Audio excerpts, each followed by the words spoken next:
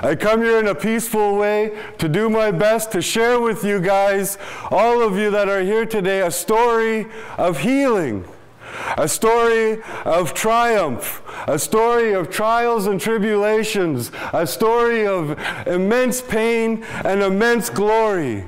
It's a life story of tragedy, pain, and child abuse, now transformed into healing, forgiveness, and self-love. Okay, well, it all started when I started my own healing journey about 4 years ago. I went to a program called Choices in Abbotsford, and what had happened there was I found a voice inside of me that I've never thought that I have ever had. It would only come out when I was drunk or drugging, and I would only feel brave enough to talk then.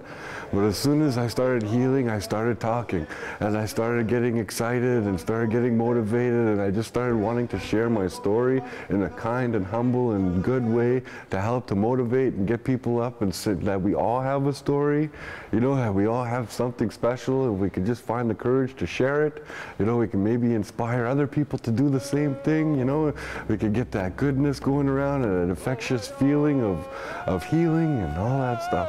Justin Young's inspirational tale contains some extremely disturbing details of a brutal life growing up on a reserve in northern Manitoba. I grew up in a reserve called Bloodvein First Nations. The stories I'm going to share are hard. I'm going to tell the truth. And if any of these stories triggered any of you in any way, I'd like to recommend to talk to your support workers or teachers or people that love you. She woke up that morning so angry and she beat the living daylights out of me and my little baby sister. Hurt us in such a way that we went to school.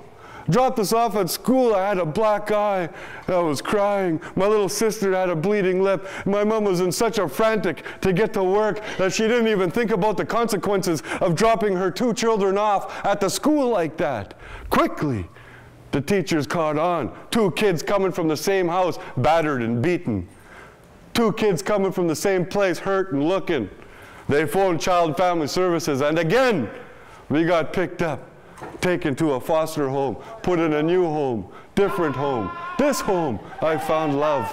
Eventually, Justin found peace and forgiveness on a walk of healing that took him from BC to Manitoba on a journey of over 2,300 kilometers.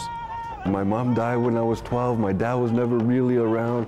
You know, I grew up in all these different homes, and, you know, and I moved all the way from from Bloodvein to different reserves in Manitoba and Winnipeg, and then I moved all the way to Kamloops to get away from all that. And here I found healing, so I wanted to walk home. When I started healing, I wanted it to represent me facing that inner child inside of me. I wanted me to be able to face all my fears of my past, and I wanted to learn how to become the man that I've always dreamed of becoming as a little boy. You know, so that's what the walk represented, was me facing my inner child, was me facing my past and going to see those people and forgiving them all along the way, and thanking them for giving me that pain as a little boy, because they taught me how to heal as a man. Find the courage to follow your hearts. Find the courage to believe in yourselves. Find the courage to know that you are one of a kind, that in all the time of the world, there's never been anybody like you. Be the best you can be every day. Always do your best and trust in your heart that the Creator will do the rest.